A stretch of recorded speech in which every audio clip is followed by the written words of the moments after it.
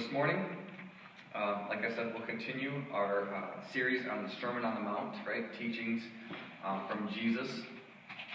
And this morning, it is about giving to the needy. And this morning, we will get to give, right? That's the focus we're going to have this morning is get to give. And our root passage, our main section, is found in Matthew 6, 1 through 4. If you want to follow along in your Bibles, you're more than welcome. It says, Jesus teaching here, he says, "Beware of practicing your righteousness before other people in order to be seen by them, for then you will have no reward from your Father who is in heaven.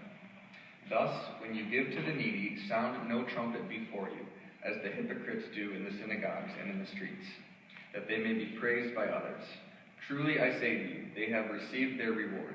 But when you give to the needy, do not let your left hand know what your right hand is doing, so that your giving may be in secret, and your Father who sees in secret will reward you."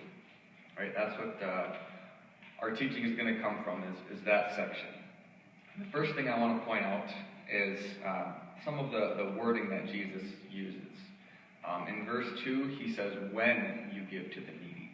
So I want to make sure that we understand it's an expectation for us. It's not if you give, it's when you give, right? We are expected to do this because of how Jesus words that particular passage. So I want to ask us a really important question, right? Why give? Why do we give? When Jesus expects us to give, why should we? I've got four main points here.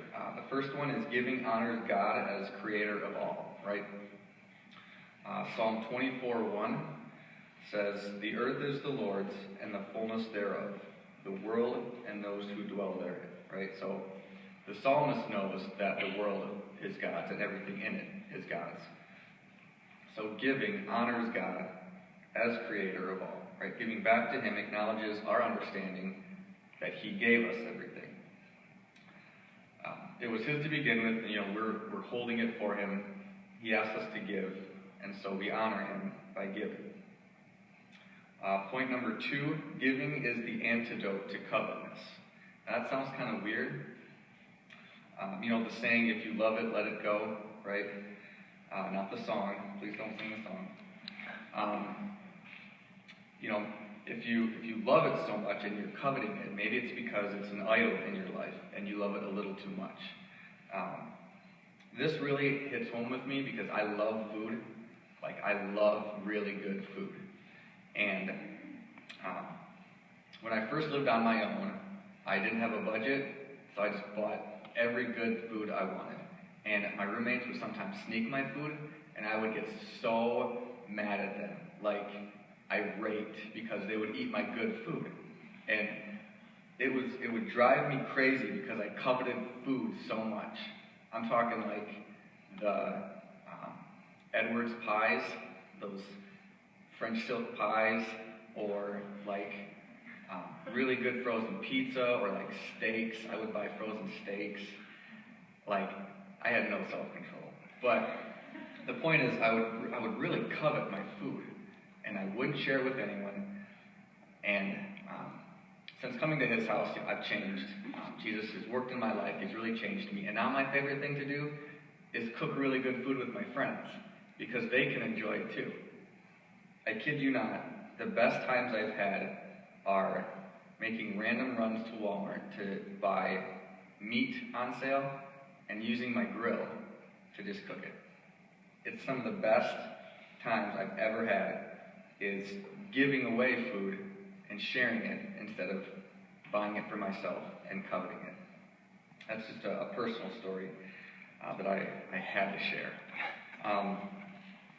Some verses to go along with this. Hebrews 13:5. "Keep your life free from the love of money," right? Talking about money, but we can apply this to other things. "Keep your life free from the love of money and be content with what you have. For he has said, I will never leave you nor forsake you." We can look at 2 Corinthians 9, 6 through 7, The point is this: whoever sows sparingly will also reap sparingly, and whoever sows bountifully will also reap bountifully. Each of you must give as he has decided in his heart, not reluctantly or under compulsion, for God loves a cheerful giver. All right, so giving helps us battle the desire to have too much by reducing what we have and helping us build contentment. Right? The idea is to build contentment with what we have. Be happy with what we have, not coveting more and more and more. The third point here, giving is God's way of providing for us. 2 Corinthians 9:8. And God is able to make all grace abound in you, so that having all sufficiency in all things at all times, you may abound in every good work. And Luke 6:38. Give, and it will be given to you. Good measure, pressed down, shaken together, running over, will be put into your lap. For the measure you use, it will be measured back to you. Right? So giving allows us to visibly see God providing in our lives. Right? The more we give, the more God replenishes our needs. This is a great way to strengthen our faith, to see God to see God come through in our lives. Right? When we don't have a lot, but we give, God continues to replenish. He continues to make it running over, right? Putting it right in our lap. And if you've ever experienced this, right, you can think back to times when this is true, when this has happened. When you've given and God has given right back to you in a number of different ways. Number 4, the final point here, giving is another opportunity to do good. Right? Titus 2:14 says, Christ, who gave himself for us to redeem us from the lawlessness and to purify for himself a people for his own possession who are zealous for good works. Right? Zealous for good works. We're hungry to do good, right? Because of what Christ did for us. We are passionate to do good works for him. All right? And this is our chance to do good works, is to give. So Jesus says, give to the needy. Well, this is pretty vague, right? Give what to, who's the needy? That's the question we have to ask, is who are the needy in my life and what do I need to give them? Right? It's vague because of the many opportunities that we have to answer this question. Right? Needy simply means people in need. This could mean spiritual need. This could mean a physical need. It could mean emotional need. Right? Maybe somebody just needs a high five. Somebody needs a hug. Right? They're needing of attention. Maybe they need help carrying a heavy load, physically or otherwise. Maybe they're spiritually. They just need to hear that Jesus loves them. Right? They just need that reminder. Right? They could be needy that way. And you can give to those needs in many different ways. You can give time. You can give your time to just spend time with a friend. You can give energy. You can give resources, right? Offering is a great way to give of your resources to help those in need. But it's not the only way, right? It's a really great, easy example, but it's not the only way. So when answering this question, we need to have eyes for the needy, and we need to have eyes for ways to give to them. So now that we're looking for the needy and we're looking for ways to give, for some reason I thought of Batman, because he's always looking for justice, right? He's always looking throughout Gotham, looking for ways to save people, to give up his time, his resources, right? He's a gazillionaire, so he can, buy all the stuff he needs. If you want to do that, you can deck out your car, you can drive around campus looking for needy people, you can create your own theme song, right? Needy, needy, needy, needy, needy, needy, needy, needy people, and then go give, save the day. But an important thing to remember is giving does not wear a mask, right? And I don't mean a superhero mask, but I mean the mask of hypocrisy. And I'm going to explain that here. In verse 2 of our root passage of Matthew 6, right, Jesus says, "Thus, when you give to the needy, sound no trumpet before you, as the hypocrites in the synagogues and in the streets, that they may be praised by others." So Jesus uses the word hypocrites there. And doing some research on the word hypocrite, actually found some really interesting stuff. So hypocrisy, right, we know is the practice of engaging in the same behavior or activity for which one criticizes another, right? So if I say, I don't like people who pick their nose, and then I pick my nose, right? That's pretty hypocritical. The word hypocrisy comes from the Greek word hypokrisis, which means jealous, play acting, acting out, coward, or misleading, right? So the misleading of saying one thing but doing another. The word hypocrite, okay, is a person who pretends to have virtues, moral or religious beliefs, principles, etc., that he or she does not actually possess, especially a person whose actions contradict stated beliefs. So a hypocrite is someone who practices hypocrisy, right?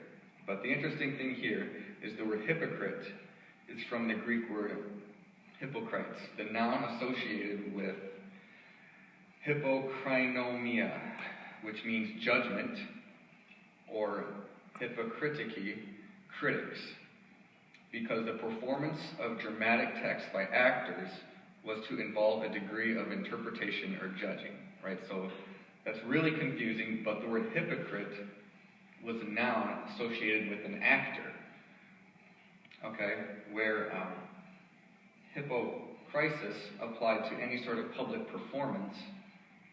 Hypocritus was a technical term for a stage actor who was not considered an appropriate role for a public figure. A great example of this, and I hope this explains what I just said. In Athens in the 4th century BC, there was two political rivals. One who had been a successful actor before going into politics, and his rival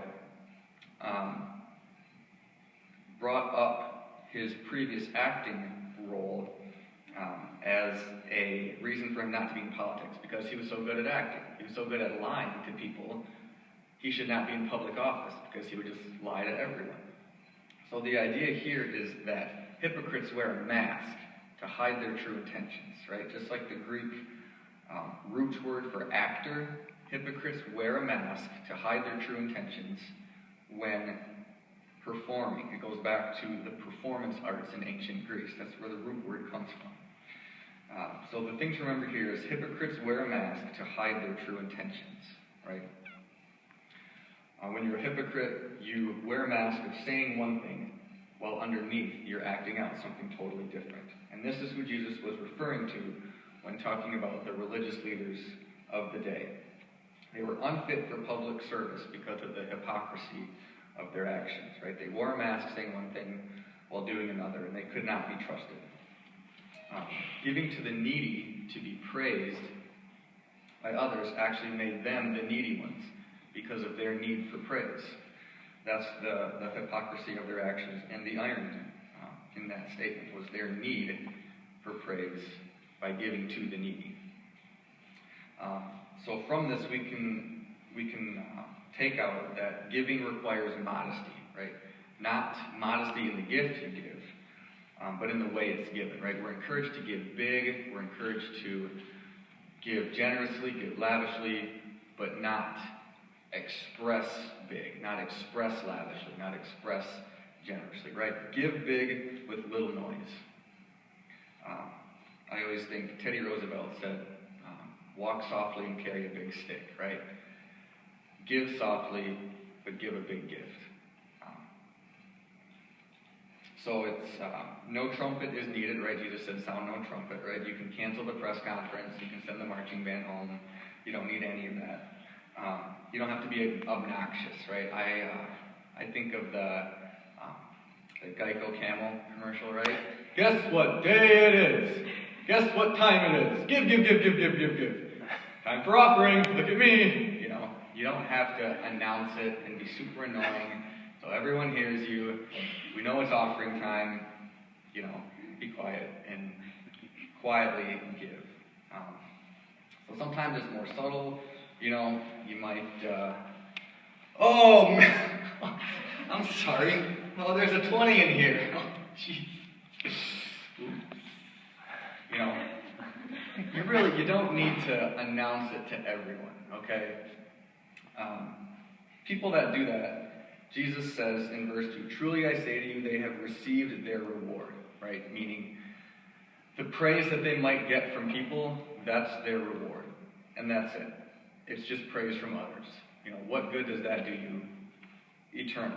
What good does that do in the kingdom of heaven, right? There's no value of people praising you for doing good things. It's empty and it's hollow, right? That's what Jesus is getting at. If you want that praise, great. You got it. Congratulations, That's for announcing your gift, right? There are people on the other side of the spectrum who don't want to be known at all, okay? And that's completely all right. Anonymity is okay. It's okay to be anonymous, to give an anonymous gift, to not blast the trumpets, to not give that way. It's encouraged. People, sometimes people take it to extremes, though. They want to join witness protection when they give. That's all right. Anonymous gifts are common and totally acceptable. It's good to not want that attention, but you don't have to fear it. You don't have to run away from it. Having balance is important. Don't lie about your gift. If you do give a generous gift, or you do give a great gift, or you give to often, you don't have to lie and say that you don't. You can say, yes, I give. My gift is between God and I, or my pastor and I. You don't have to announce it, but you don't have to be afraid of telling people that you give. People can thank you if they know that you give. It's great to acknowledge people for giving and to thank them with an earnest heart for giving. You can get a tax refund. I know you guys might not worry about that right now, but acknowledging that you can give you a tax refund, and that's very God-honoring to keep your taxes and finances in order. For giving cash to the offering, you can wrap a 1 around cash if you really don't want people to know what you're giving, right? If I take this out and there's just a 1 around it, no one can see that I have 100 in here, okay? Do I have 100? I don't know. You can't see. So, right? You can do little tricks like that. You can use an envelope, right? I know a lot of churches provide envelopes. You can give online, right? That's another option. There are many options to lessen the noise of giving, right? To kind of mute or to silence your gift giving. The next thing we can learn here is giving requires honesty. Are you giving out of love? Is the real question here. 1 Corinthians 13:3 says, if I give away all I have, and if I deliver my body up to be burned, but have not love, I gain nothing. Right? So even if you give your body over to be burned, right? If you don't do it with love, you gain nothing. Right? Without love, even our greatest gift gains nothing. A great example of this is when I was a kid, I would do the dishes for my mom as a gift. Not because I loved her. I did love my mom. I love my mom a lot. But I would do it so she would see me, and so she would remember these things when Christmas and my birthday came up. Because they were far enough apart where I had to, build up good graces between them. And I got really good at this. Like, I would hear the garage door open, and I'd run to the sink, and then I'd get the hot water on, and, oh, Mom, you're home, yeah. I just remembered to do the dishes because I love you. My birthday's a couple weeks away, so don't forget. It was pretty ridiculous how well I'd planned this out. Like, I would maybe do half of them when she was gone, so when she'd come home, I'd do the other half while she walked in, It was not pretty. But the funny thing is my dad would do the dishes also, but he would tell my mom that us kids did it just to be funny. Like, I would do dishes so my mom would see it, and I would get the credit. But my dad would do dishes and then tell my mom Oh yeah, Nathan did it when he was home last week or yesterday or something. And then my mom would send a random text, oh, thanks for doing the dishes. I love you so much. It really helped me out. And like, Mom, I didn't do the dishes. Maybe it was my sister. So she texts my sister, oh, thanks for doing the dishes. I love you so much. And then I finally get on to my dad, and my dad would just be laughing in the background. Like, he didn't care who got credit for it. He would just do it for fun. So it was two contrasting things there. You know, I would do it to get credit, and my dad would do it to give credit because he's just silly.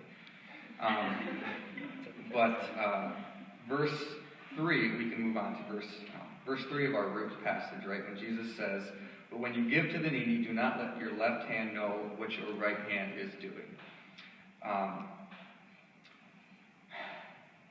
This is really embarrassing, but this is what I thought of when I read this. Right? I thought of,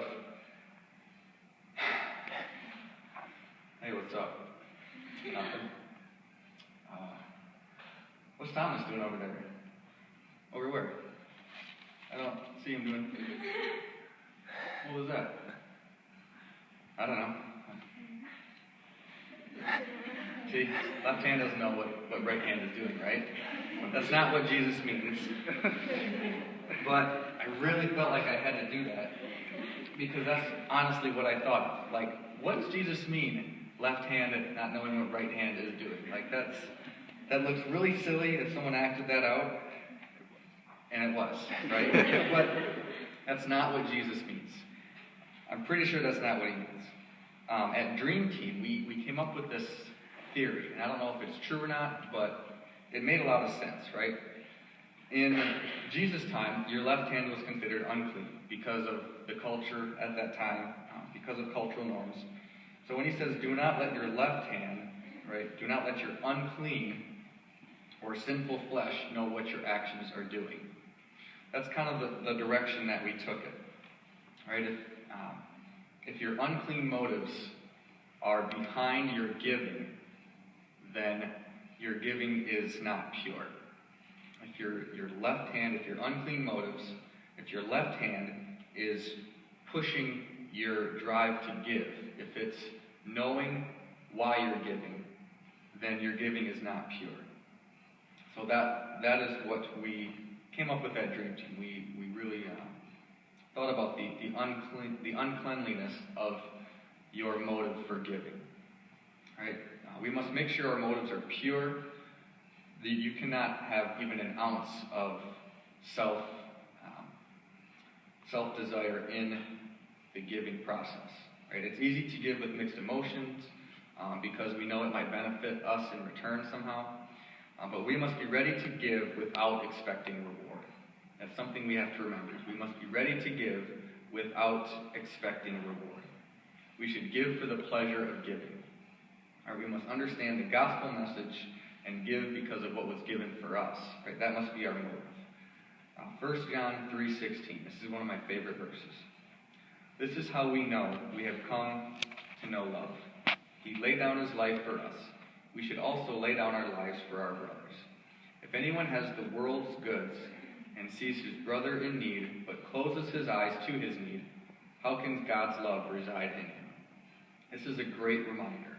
We do it out of love, and we know that God sees the right things done in secret with right motives, right? The last verse of our main passage, Jesus says, so that your giving may be in secret. Again, he reminds us of the importance of the secretness of giving. And your Father who sees in secret will reward you. So when we give in a God-honoring way, we receive a reward, right? We are rewarded. The reward God promises is not material possessions, but treasures in heaven, right? It's not given to those who seek it, right? If you seek it, you will not get it, but you will get it if you don't seek it. We will not know exactly what that reward is this side of heaven, but we know that it's waiting for us because God says it in his word. We know that it's true. The last question we have to ask ourselves is, would I still do this if no one would ever know, right?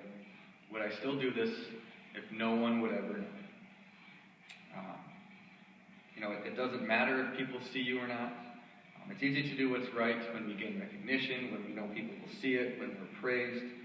But to be sure our motives are pure, we should do them in quiet, do them without expecting a reward, and still do them even if no one else would know.